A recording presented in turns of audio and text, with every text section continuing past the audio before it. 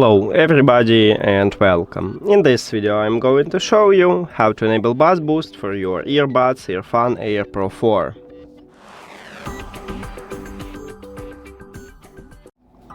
So you have to start by open EARFUN audio app.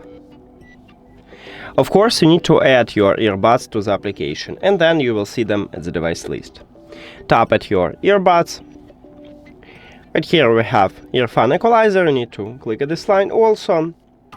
And right here we have presets, so you need to just move it to the left. And right here we have three options for bass boost.